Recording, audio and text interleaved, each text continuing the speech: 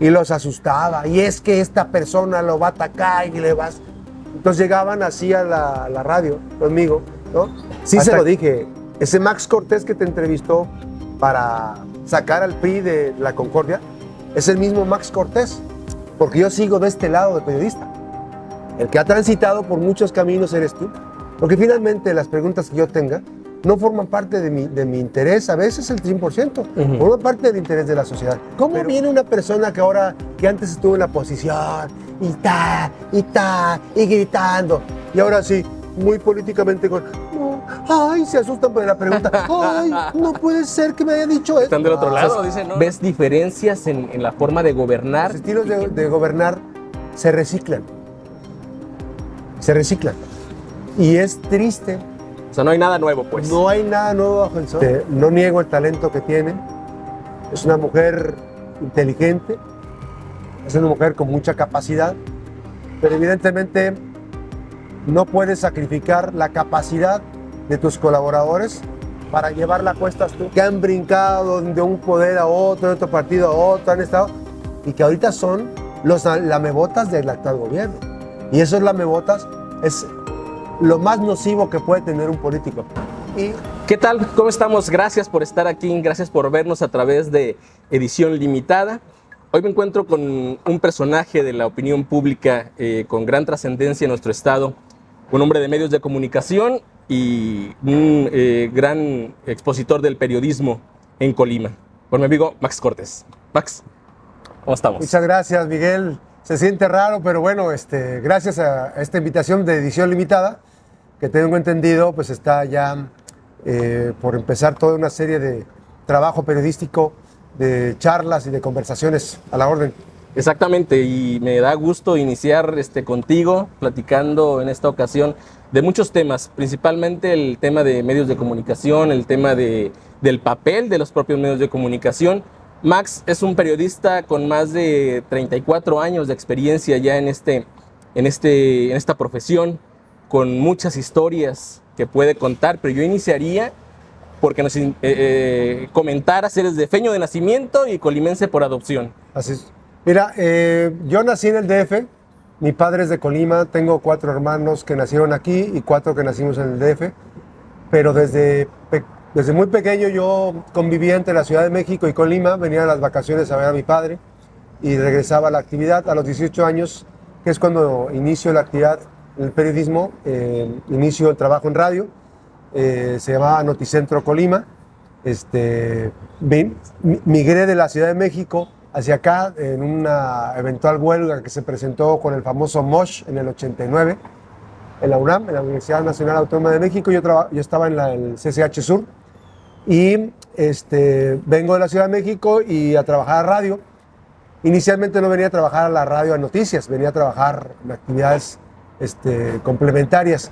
¿Y allá en México habías iniciado algo en medios? Estuve en Radio Educación en una actividad a través de una escuela que se llamaba Escuela de Iniciación a la Música y a la Danza, que por cierto, en ese sexenio tan criticado de López Portillo, cuya esposa, Carmen Romano de López Portillo, era una mujer muy culta y inició las escuelas de la iniciación a la música y a la danza.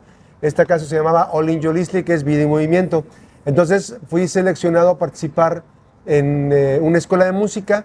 Era una escuela de música integral, era el instrumento, expresión corporal, la danza, había organología, que es una elaboración de instrumentos, canto, ¿no? Y ahí redescubrí la parte de los escenarios. Fue mi primer contacto con los medios porque hacíamos presentaciones en la Olin Yolisli, que ahora es un centro cultural muy interesante, muy importante. A un lado está la escuela de música. Y entonces, en un periodo, llegó una estación de radio, inicialmente a través de un maestro que nos daba danza. Entonces había un ejercicio de radio y me gustó, pero fue 2 o 3 ocasiones, yo muy pequeño, de entre 7 y 8 años. Ya más tarde venía yo de vacaciones y me metí a la cabina de la entonces Radio Variedades, la emblemática Radio Variedades, en horarios nocturnos que estaba el Expreso de Medianoche, con Daniel Reyes Venegas y con Freddy Aguayo. Me jacto de decir que en aquellos entonces el contacto con la radio, en una de las veces que vine, yo trabajaba en un sonido y traje un cassette donde venía la canción de La Negra Tomasa. La primera vez que se tocó La Negra Tomasa en Colima se tocó a través de un cassette que traje yo de rock en español. Pero sí fue mi primer contacto con la radio. Vivía yo a cuadra y media de la radio. Siempre siempre iba a la radio.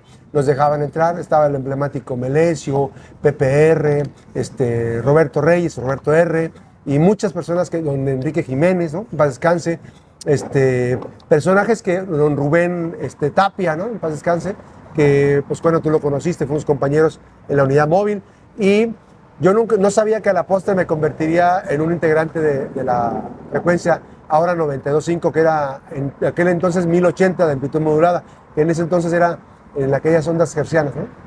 Y entonces llegas a Colima, te involucras ya en los medios de comunicación, no propiamente en el periodismo, después ingresas a la escuela a estudiar periodismo, ¿no? Primero inicio en el 89 como reportero de Noticentro Colima, Marisol Gutiérrez Olaiz, y varias personas que estuvimos participando. Debo confesar que no sabía absolutamente nada, entonces empecé a trabajar desde cero. Mi primera entrevista me acuerdo que fue estar metiendo la grabadora, esas grabadoras con cassette chiquitito, sí, con Elías Zamora Verduzco, y pues empecé a trabajar ahí, picar piedra, de manera empírica. Yo me había salido en el 89 porque había sido una huelga y dije, ya no quiero estudiar. Sin embargo, en el 90 regreso al bachillerato, empiezo a trabajar en el bachillerato, pero empiezo a desarrollar habilidades. En entonces, mi entonces compadre, en paz descanse, Topil Sinocha Cervantes, que fue también tu colega, tu director de ¿qué fue? En el Semanario Avanzada. Sí.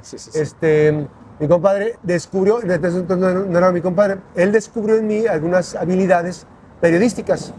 Y entonces empecé yo a tener la facilidad de entrevistar, porque si de algo me jacto que soy muy buen conversador, digo, modestia aparte, pues. Y empecé a trabajar a la par, y entonces me empecé a juntar con un bloque de periodistas, unos empíricos, que era Aquiles, Jorge Ruiz, recuerdo a César Villalba, al propio David Martínez Mora de repente, conocí en ese entonces a Jesús Murguía Rubio, ¿no? Y otros periodistas que estaban ya egresando de la carrera de periodismo, que era Toquicinocho, Anita, ay, se me escapa el nombre, Ana, que está en el sindicato, Ana María Bonilla, estaba también Norma Gutiérrez, estaban otros periodistas. Digamos, era la generación anterior a la tuya. Sí, no, una generación muy avanzada. Bueno, recuerdo a Marta Casillas, o sea, había gente. Yo era un puberto que estaba ahí. Recuerdo que empecé a compaginar con Francis Bravo, con Gaby Camacho, con Alberto Magallón Estrada, con Juan Carlos Estrada, o sea, pero ellos se ven en generaciones arriba. Y después regreso al bachillerato, debuto como papá a los 20 años, en el 90. Otra etapa también, que la par se da, ¿no? Complicada, ¿no? Temprano. Empiezo a incorporar actividades como la fotografía, y me lleva para asumir la responsabilidad, y entonces regreso a la bachillerato y empiezo a estudiar bachillerato al 3, termino en el 94, y de ahí me enrolo en la carrera. Recuerdo, en paz descanse, Omar, que estuvo en Fiscalía, Omar Medina, Verduzco, me decía, él era contador, que era muy buen periodista, en paz descanse, Omar, pero me decía, ¿qué caso tiene que te metas a estudiar si ya sabes? Le dije, no, permíteme, es que hay que perfeccionar las habilidades. Y debo decirte que con muchas de las limitaciones que había de un periodista empírico, pero bueno, llegamos a tener trabajos periodísticos muy interesantes, como por ejemplo aquel escándalo del tráfico de placas en el transporte, ¿no? Temas que estaban enfocados a lo de que el PRI ocupaba edificios públicos, ¿no? O sea, entrevistamos ahí a personajes que más adelante, si hay oportunidad, lo voy a desglosar eso, que forma parte del tema de la política, de la crítica, de ese Max Cortés que estaba en aquel entonces forjando un nombre, y que después se cambiaron muchas cosas.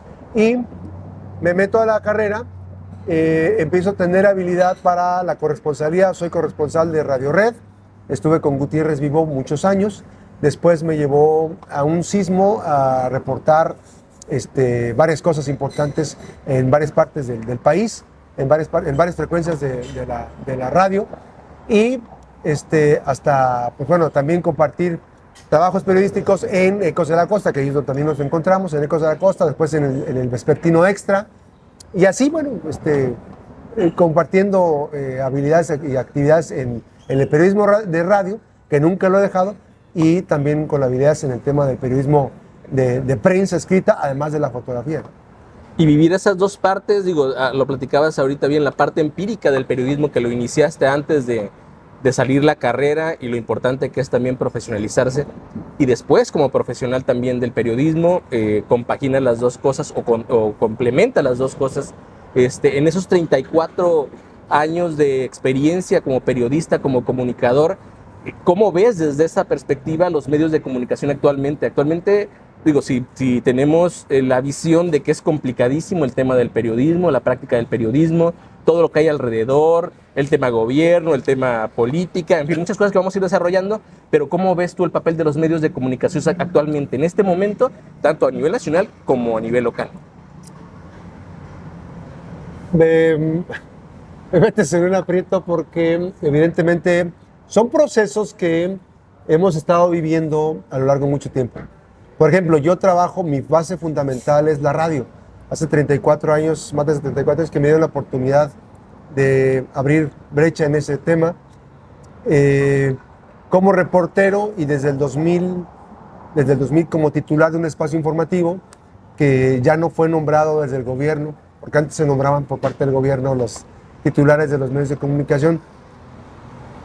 Se sigue haciendo. Siguen llegando a las estaciones de radio personas que están vinculadas al gobierno. Evidentemente, pues es un ejercicio que es un riesgo que les gusta correr a muchas personas. Ha cambiado mucho la radio de aquel entonces a la radio de ahora. La radio de entonces había mucha competitividad. Una radio que era viva, la que nos tocó participar, que tú también participabas, en la unidad móvil. Tenemos una unidad móvil que recorría y le daba voz a la gente. Y a lo largo de 30 y tantos años que he estado yo en la radio, tanto como reportero, ahora como titular desde el 2000, hemos puesto en el centro del trabajo periodístico a la ciudadanía, a la sociedad. No podemos permitirnos seguir caminando sin tener a la ciudadanía dentro de esta prioridad. Pero veo con mucha tristeza que hoy los medios de comunicación, pues bueno, muchas de las estaciones que antes eran competencia, ¿no?, con las que competíamos por el rating, por los estilos, por las formas, ahora son repetidoras de las cadenas nacionales. Es una desventaja. Yo sigo pensando que la radio está más viva que nunca, y eso, si hay oportunidad más adelante, cuando hablemos del papel de los medios. ¿La desventaja de ya no producir contenidos locales?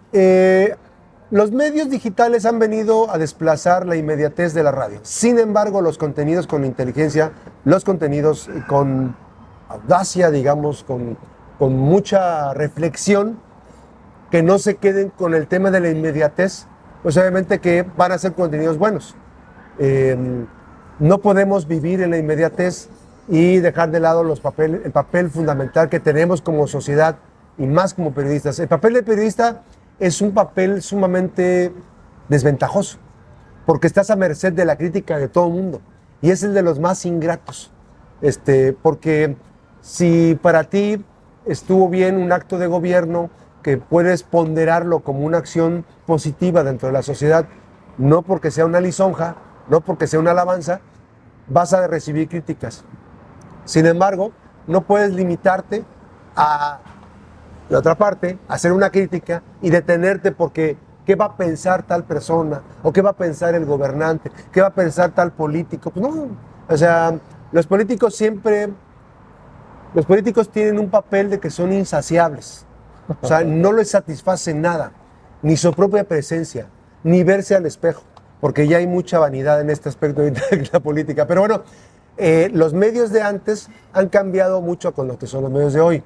Y para las áreas de comunicación social, evidentemente, pues es mejor reagrupar y tener organizados, ¿no? Yo me recuerdo aquella imagen de el corral de la ignominia, ¿no? ¿Te acuerdas en la Sí. Cámara de Diputados? En donde ya no dejaron que los periodistas estuvieran deambulando en las sesiones del Poder Sí, Legislativo. buscando la mejor toma, ¿no? Así, Ya no era lo ya mismo, no, pues, se perdió fue. esa esencia. Entonces los pusieron en un balconcito, en un corral y ahí quedaron, ¿no? O sea, hoy los encargados de comunicación social son muy así, ¿no? Prefieren tener controlados y regulados a los medios de comunicación, que ahora hay múltiples plataformas que nos lleva a que cualquier persona con un micrófono, con una cámara, con una etiqueta, con un bordado, ya es periodista. Y él mismo se hizo, ¿no? Es al mismo tiempo empresario, que al mismo tiempo reportero, que al mismo tiempo editor, al mismo tiempo agente de ventas, en fin. Y precisamente esto que tú comentabas, ya insiste un poquito en el tema que te iba yo a preguntar, el tema de esta transición de los medios tradicionales. Eres un periodista de prensa escrita, eres un periodista de radio principalmente, y te ha tocado vivir varias etapas de esta transición. Ahora, ¿cómo calificarías, cómo ves precisamente el que ahora son plataformas digitales, son portales de noticias, todo lo digital está cada vez tomando más espacio, al mismo tiempo redes sociales que se han vuelto también un fenómeno para bien o para mal, y ahí están, y compitiendo con un periodismo que desde mi punto de vista creo que se ejercía con mayor profesionalismo antes? Hay muchas aristas que bastaría, y ahorita voy a tratar de entrar. Primero en contenidos. Me tocó todavía el linotipo, que lo vi en el Imparcial, con el señor, le decían el Sonora, pero el apellido Cepeda, se me escapa ahorita el nombre. No sé si era, no, se me escapa el nombre, pero que fue jefe de César Villalba, un epigramista excelso. Y yo veía el trabajo que con 4 páginas ya se esperaba la columna, ¿no? El proceso de evolución de los medios de comunicación ha sido impresionante. Yo creo que todavía podríamos disfrutar del periodismo impreso, pero hace falta talento. Por ejemplo, Topilcio Chá visualizaba que desde hace ya tiempo, o sea, de los 90s, visualizaba que el periodismo en Colima tendría que ser un periódico que estuviera en una tienda y que tú llegaras y que lo tomaras gratis, un ejemplar. Que todo lo que para circular necesitaba nada más la publicidad de los anunciantes. Entonces decía, bueno, mi compadre está muy desfasado, pero no, tenía razón, porque ahora el consumo, tú ves las revistas, ¿no? Las revistas de imagen glamurosa de la política que han ocupado, están circulando ahora con todo, ¿no? Obviamente que te cobran, y te cobran bien, ¿no? Sí, va dirigido tal vez a otro un público, sector, pero finalmente el trabajo periodístico, el impreso, se ha desdeñado, que finalmente tendría que rescatarse y pasar por un proceso muy interesante. ¿No eres de la idea de que a lo mejor llega a desaparecer el tema del... No creo, yo no creo. Yo creo que sí hace falta, y yo lo comentaba el otro día con un amigo, no puedo decir el nombre ni tampoco el medio, pero están haciendo un gran esfuerzo por sobrevivir. El periodismo impreso vale la pena, yo sí compro periódico, vale la pena comprarlo, vale la pena dar una ojeada. Por ejemplo, antes te enterabas de que había muerto alguien por periódico. Las esquelas que se Y publican. dicen ahorita, no, es que a través del Face, no, es que hay personas que no se dan cuenta que ya murió una persona. Y eso forma parte de un negocio que los periódicos no han sabido explotar. Es decir, bueno, ¿cómo va a lucrar con la muerte? No. Es comunicar, seguir siendo un vaso comunicante que te permite estar presente dentro de la sociedad. Porque ahí algo se rompió, ¿no? Sí, o sea, no sí, toda la gente tiene Face, no toda la gente tiene Instagram, ¿no? Bueno, y entonces el tránsito de los medios digitales ha sido vertiginoso, pero yo he visto que a veces cometemos, me incluyo, a nombre de la inmediatez, cometemos pifias periodísticas que evidentemente pueden poner en riesgo la credibilidad de los medios de comunicación. Yo sé que las diversas plataformas, ahora una página de Facebook, bueno, todos tienen libertad. Evidentemente hay unos que le echan más ganas que otras, ¿no? Hay unos que se preocupan por meterle contenidos, hay unos que solamente se preocupan por prender la cámara, prender el micrófono y hacer la toma, ¿no? Pero ya no se está procesando la información como debería procesarse, ¿no? Entonces, sí. Y precisamente hablando de esto, era lo que te iba a comentar, cómo se vive con esas dos partes, con esas dos formas de trabajar el periodismo. desde la parte empírica, desde la parte profesional, de hoy pensar que si cualquier persona que pase por aquí diga, yo voy a ser periodista mañana, tiene el teléfono, va, hace algunas tomas, hace algunas grabaciones, dice 2, 3 cosas ahí en la grabación y con eso ya se convierte en periodista. O sea, ¿hay una competencia real o el periodismo se mueve por otro lado? Creo que hay ejercicios que se están dando. Yo dividiría el tema. Nosotros cuando asumimos la responsabilidad de meternos a redes, fue cuando ya las redes habían avanzado. Por ejemplo, a mí en Facebook me tocó todavía hacer las famosas notas de 50 palabras o no sé cuántas palabras que dejaba Twitter. Era limitada. Que la ves ahorita y dices tú, o sea, estar haciendo en el momento en la radio, hacer en redes sociales. Pero empezó a ser muy vertiginoso. No hemos alcanzado la plataforma, no hemos alcanzado todavía los retos. Pero nos hemos dado cuenta de varias cosas y a eso voy y no me pierdo. Está la parte ciudadana, genuina. Yo he visto personas que con un teléfono hacen más periodismo que un periodista egresado de una carrera. Y me explico. Hay mujeres y hay hombres que están haciendo cosas interesantes porque pero rebasan la parte de que no hace el periodista. O sea, por ejemplo, rebasan los límites del respeto, digamos, ¿no? Había gentes que invadían, ¿no? Y te tomaban así, y eso me parece que eso no. Legalmente las tomas así son complicadas, pueden llevarte a un juicio también, ¿no? No, y se pueden desprender temas legales. Ahora, esas personas ya se han modulado un poquito más. Se van convirtiendo en líderes sociales. Y entonces ahora ese sector que no cayó en el periodismo, cayó en la defensa de los derechos humanos, ¿no? De hecho, recientemente la Comisión de Derechos Humanos hizo un curso para preparar a las personas para que fueran defensores de derechos humanos, que me parece es muy importante eso. O sea, ya hay una nueva figura que va enmarcada de que es una persona que sabe de derechos humanos, una persona que sabe de redes sociales, una persona que sabe del alcance periodístico que implica, ¿no? Y que utilice un lenguaje. Pero entonces hay un híbrido que en esa parte que empezó a emerger de personas que, como ciudadanos, sin sentirse periodistas, están haciendo eso. Y luego viene la parte de los periodistas que están en las redes, retransmitiendo en vivo, ¿no? Entrevistas. Evidentemente hay quienes meten contenidos y hay quienes no, ¿no? Y luego la parte de quienes están, desde manera empírica, que están batallando en el multidestino, digamos, de ejercer el periodismo a través de medios tradicionales, con rasgos empíricos, con rasgos profesionales, pero también subiendo a plataforma digital. Fíjate que en el caso del periodismo, desde mi punto de vista y lo que yo he vivido, lo que yo he trabajado, lo que me tocó vivir en la propia escuela donde nos formamos como periodistas, creo que me traje varias cosas muy a rajatabla, el tema ético, el tema profesional, desde el simple hecho de no deformar los géneros periodísticos, creo que lo traigo muy presente.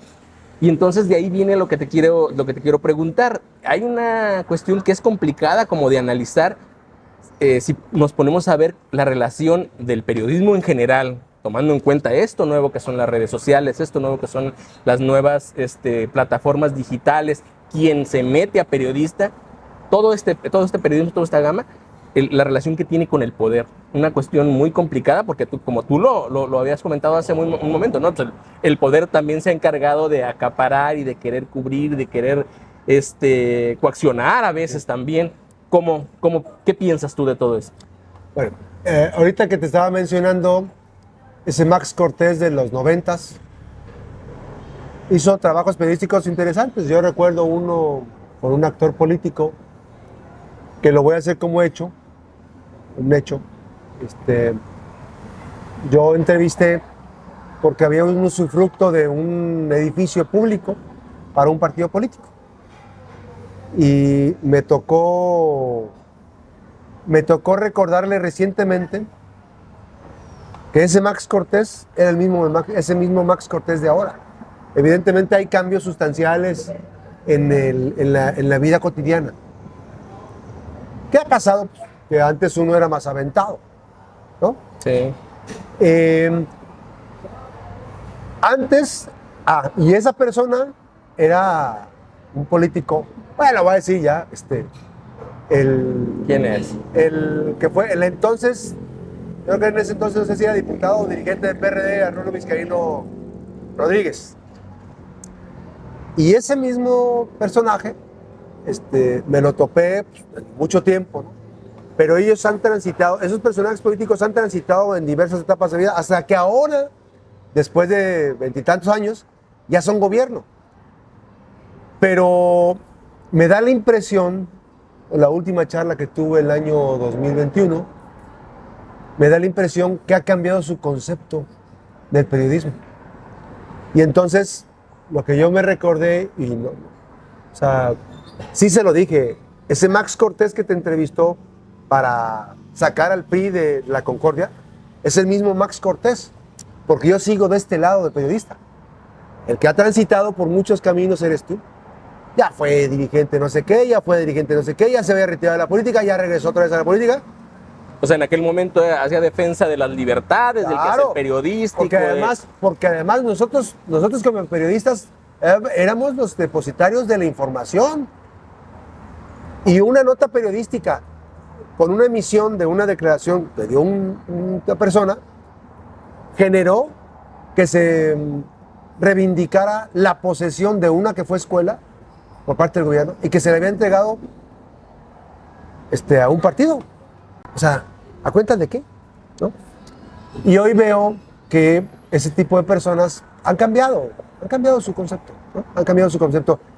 Pero el poder, pues bueno, a lo largo del tiempo, quienes aspiran tanto al poder tienen una visión cuando son oposición y tienen otra visión cuando llegan al gobierno. Eso me marca la pauta. No sé si respondo a esa tu pregunta. Sí, digo, es complicado también llegar a decir, la relación del gobierno y los medios de comunicación o el periodismo es esta, ¿no? Pues que creo que se dan varias aristas ahí, pero este panorama que planteas es más o menos por donde voy yo también. Y hablando precisamente del quehacer periodístico, de esta relación con el poder, ¿qué podemos pensar de la libertad de expresión como tal, así, pura? Y por otro lado también el derecho de las empresas, a hacer negocio desde el periodismo. Pues, mira, hablando de las empresas como Sí, o sea, se rompe en algún momento. como medio de comunicación. Sí, exactamente. Okay. Sí, como medio de comunicación. Las empresas no pueden pensar que el tema periodístico forme parte de un contenido. Hay un contenido fundamental que es la información. Y, digamos, puede ser el estilo de los periodistas, ¿no? Que es un producto. Es un producto como un locutor, ¿no? O sea, tú prendes la radio en la mañana y escuchas al chamaco, ¿no? Escuchas a Jackie, escuchas a Tony, ¿no? O sea, vas escuchando en la radio y la gente ya tiene Los anunciantes ubican los nichos de oportunidad en la hora de la radio. Hablando de las empresas y hablando del tema periodístico, evidentemente es complicado el tema del manejo. Porque al poder, los que son, digamos, se jactan de ser demócratas, hay que conocerlo. Yo tengo historias en donde los políticos son demasiado irascibles, son berrinchudos, son soberbios, son, no sé, complicados, muy complicados. Y hay en este momento la oportunidad de decir que el medio diga, hasta aquí es la parte del negocio, esta parte no la tocas, y de aquí para acá es periodismo. Es que el periodismo tiene con una condición muy importante, el periodismo no puede estar sujeto a la discrecionalidad del poder interno. Eso es uno. Dos, la línea editorial forma parte de la independencia del periodista. Entonces, no sería correcto que se vulnere la independencia y la forma de pensar de un periodista. pues entonces, ¿dónde queda? Evidentemente tú vas a apelar como empresa a que tenga particularmente que circunscribirse en temas de análisis, ¿no? Pero el periodismo de crítica, el periodismo de análisis, pues causa mucha comezón. No es del agrado, no tanto de los políticos. Me parece que a lo largo de mucho tiempo, y no es de ahora, no es de ahora, no es de actual, de los últimos años, no.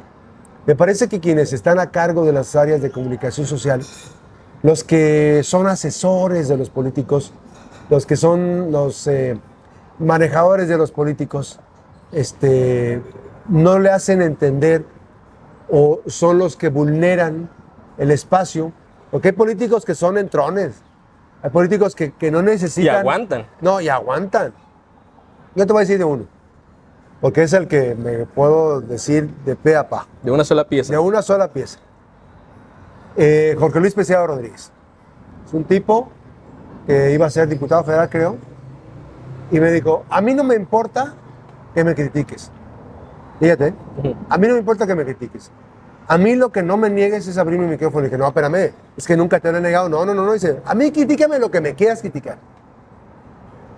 Porque es tu función, es tu labor. Pero además, no se trata de que el periodista tenga un asunto personal. Si hubiese un ataque personal, en mi caso yo no manejo ese tipo de línea, pues tendrían las herramientas necesarias para proceder, ¿no? Y con la mano en la cintura te pueden enfrentar. Lo malo es que el gobierno, o sea, la gente que trabaja en el gobierno, por subsanar, por ser tan básicos, no hacen bien su labor y mal asesoran a los políticos. O sea, yo te puedo decir de cada gobernador muchas cosas. O sea, veo un gobernador cuya responsable, egresada o egresado, no voy a decir nombre, no voy a decir sexo, el funcionario egresado o con un nivel profesional, cuidaba a las personas y los asustaba. Y es que esta persona lo va a atacar y le vas... Entonces llegaban así a la radio conmigo, ¿no? Hasta que un día le dije, a ver, permítame, tranquila, es que me dijeron que usted... No, a ver, espéreme. Desconéctenme, por favor, los audífonos aquí. La recuerdo con mucho cariño y con mucho aprecio. Desconéctenme el micrófono aquí. Mire, le quito los micrófonos. Usted y yo vamos a conversar ahorita. De verdad, no pasa nada. Allá afuera no sé quién nos va a escuchar. Esta plática va a ser en corto. Y entonces desmontas a los correveidiles, a los endulzaoídos, que son los más complicados de la acción gubernamental. Que finalmente esos aduladores son los que hacen perder piso a la gente. Y fíjate que esa entrevista fue tan emblemática que a partir de ahí esa persona no volvió a tener temor de las entrevistas, más segura. Pero yo creo que esa parte de la comunicación social siempre hay una tentación muy fuerte por tratar de censar, de pulsar, de regular, de controlar. Y yo creo que no era la única, ¿no? Yo me imagino que te supiste o te enfrentaste a otros casos donde también tenías como esa fama, ¿no? Llegaste tal por el trabajo que has hecho, porque de repente lo que dices, las críticas, las investigaciones que haces causan incomodidad en ciertos sectores, entonces vas como siendo el periodista recio, duro, crítico, y a lo mejor crea este ambiente. Yo me imagino que puede ser por ahí también. A ver, si tú vas a una entrevista y nadie te dice las preguntas que te van a decir, o las posibles preguntas que te van a decir, y tú quieres contestar, al principio de cuentas ahora estamos en radio y nos está escuchando la gente. Entonces yo hago una pregunta y estoy en redes sociales. O sea, el mismo, si yo le hago una pregunta a un entrevistado y el entrevistado quiere salirme con una batea de babas que finalmente, o sea, yo no soy ninguna persona, digo, a veces puedo sacar exabruptos, pero no sé si se puede decir aquí. O sea, no soy ningún tonto. Yo no puedo permitir que vengan a mi cabina, en la cabina, si yo pregunto algo, no se conteste. Esa es una. Otra, si yo pregunto algo, que te quieras salir y ataques y quieras hacerte el chistoso. Tampoco. porque entonces ya pasa el nivel de la entrevista a otro nivel, ¿no? Si yo pregunto una vez, pregunto otra vez, y ya la tercera vez digo, a ver, no, es que hay personas que se han querido parar de la entrevista e irse. Y digo, a ver, no, a ver, no, pues si vienes aquí a aclararnos. Se les olvida a las y los funcionarios que no nos dan ninguna concesión. O sea, la tentación de querer evitar las entrevistas, pues a mí no me pasa nada. Yo puedo buscarlos al rato y digo, o sea, si hay derecho, o sea, no pueden esconder la cabeza como avestruces. O sea, no es que me vengan a rendir pleitesías, es de darle la cara a la sociedad. Porque finalmente las preguntas que yo tenga no forman parte de mi interés, a veces el 100%, forman parte del interés de la sociedad.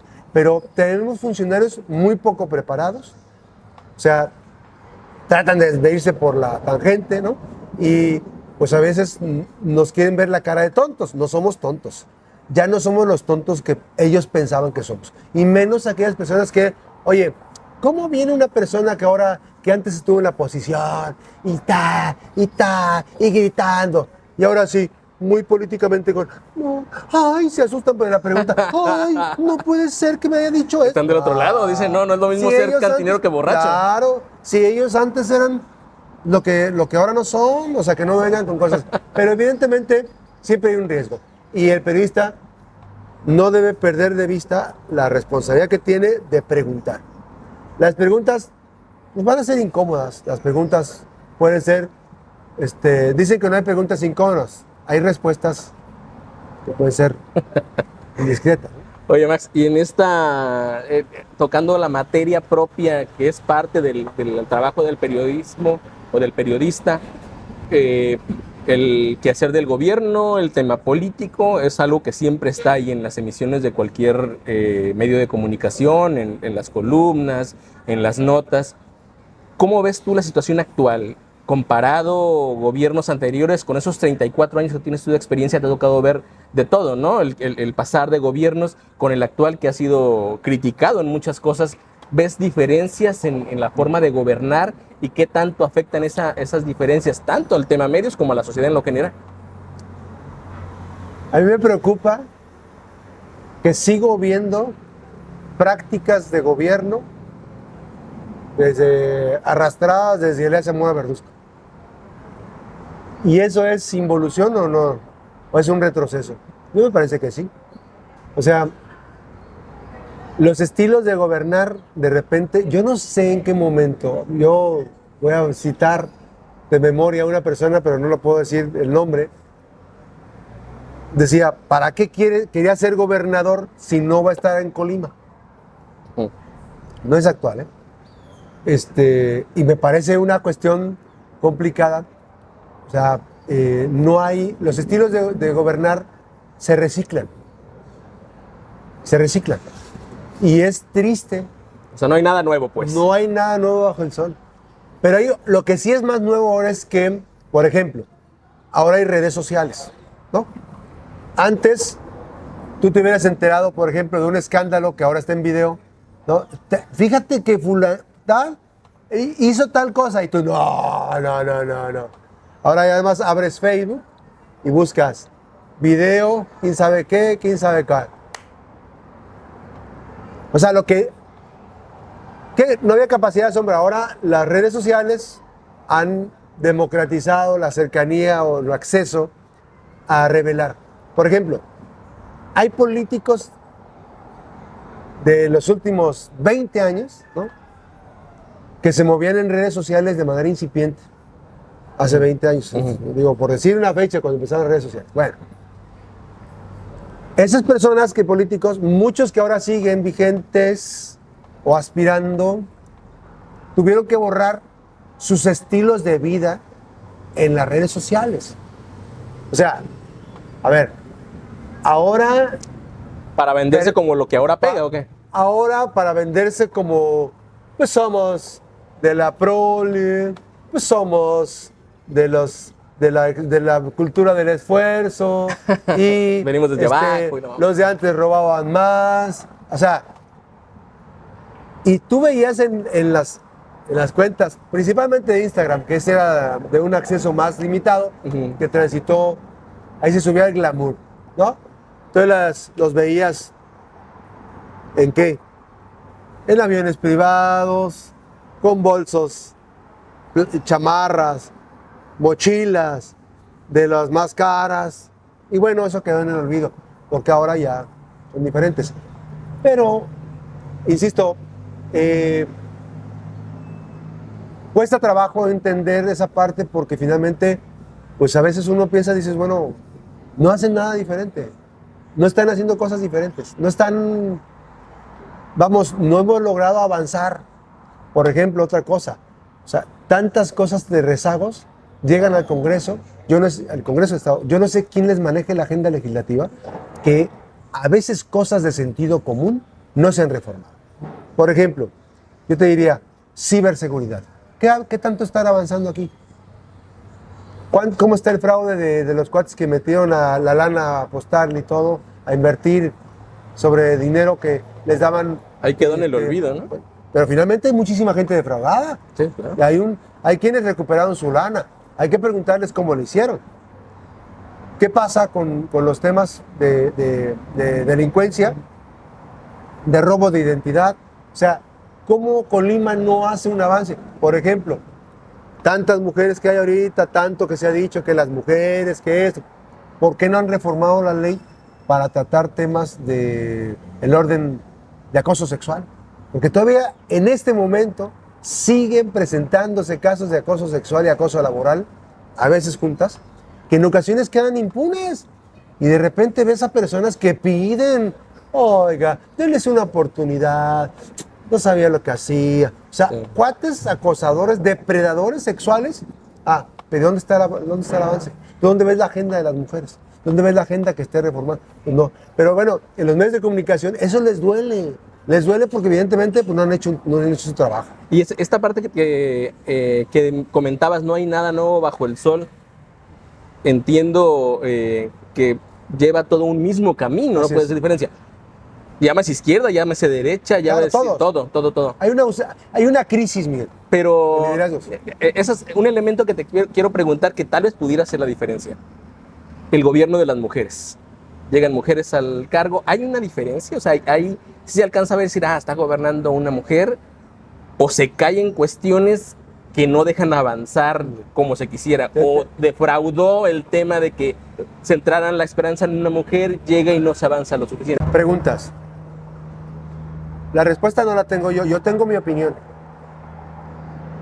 ¿Los gobiernos de las mujeres han cambiado las cosas?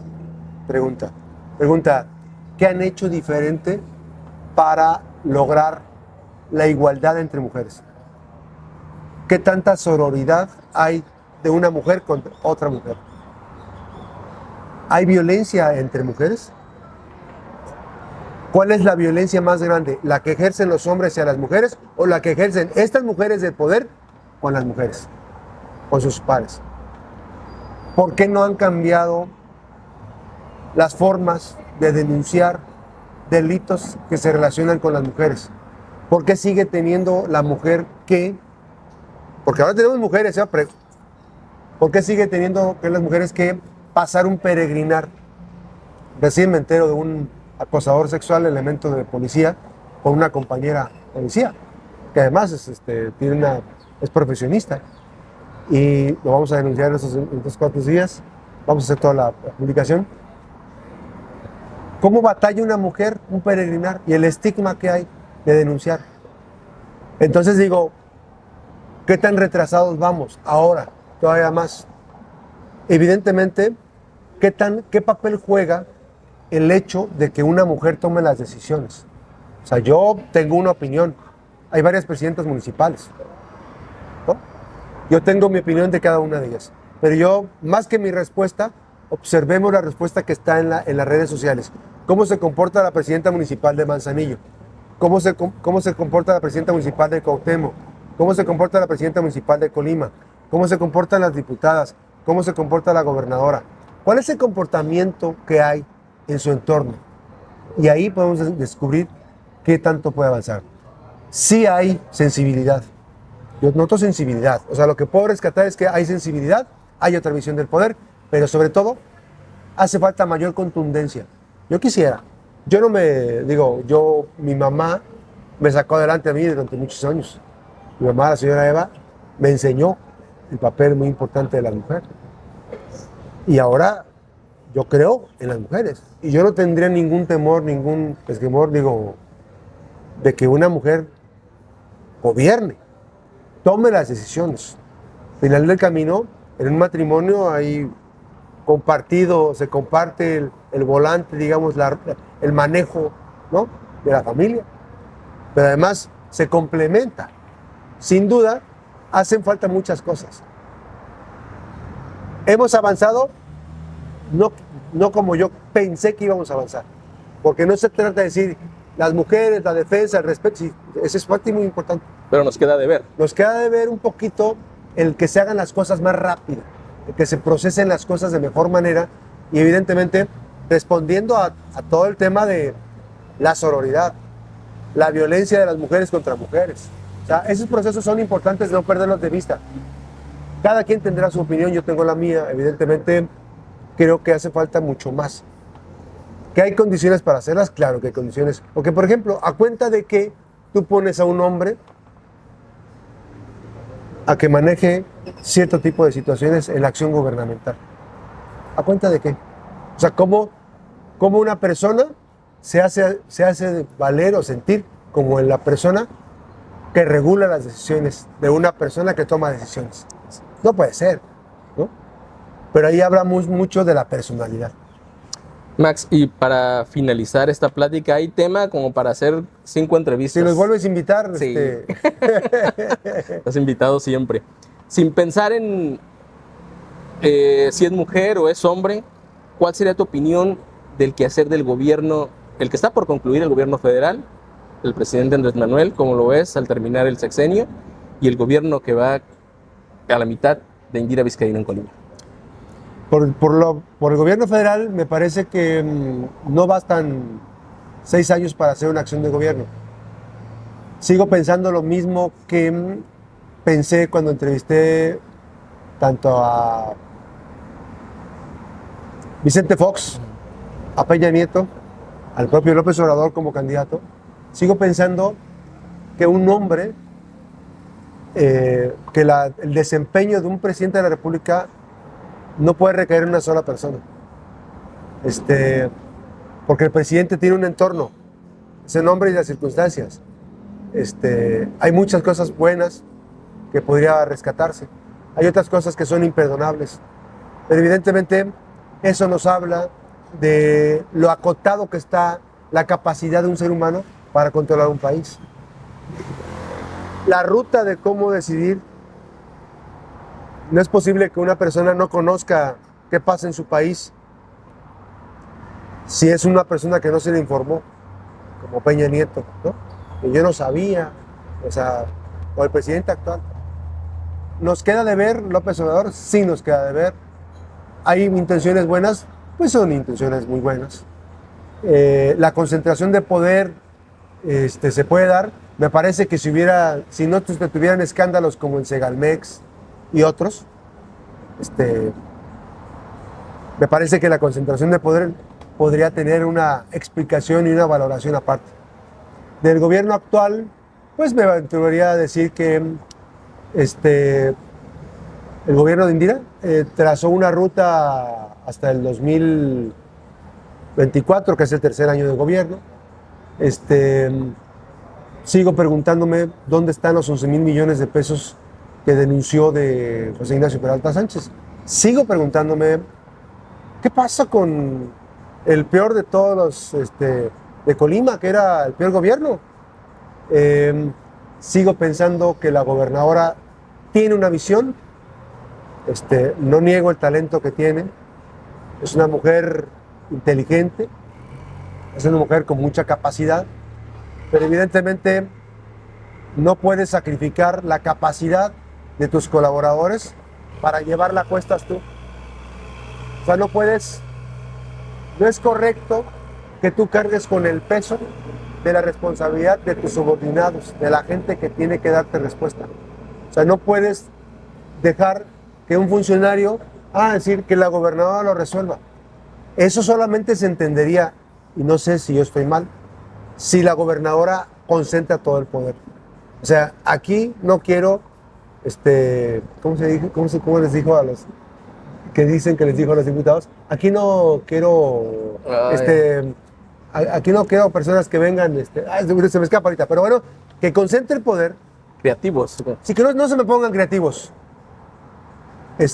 No quiero pensar que la gobernadora concentre en realidad todo el poder. Yo no creo. Sería imposible. O sea, una persona no puede concentrar todo el poder. Si aspira a tenerlo, tendría que tener gente muy eficiente para que le reporte día y noche, ¿no? Porque se cuelan muchos endulzaoídos, lamebotas, ¿no? Que ahí los vemos, ¿no? Que han brincado de un poder a otro, de otro partido a otro, han estado, y que ahorita son los lamebotas del actual gobierno. Y esos lamebotas es lo más nocivo que puede tener un político. Y en el caso de Indira Vizcaíno, pienso que se salvan pocos colaboradores. No quiero dar nombres porque los van a correr, van a pensar que son mis amigos, pero no. Yo creo que ella... ¿Con los dedos de la mano? Sí, no, yo creo que me sobran muchos. No hay capacidad.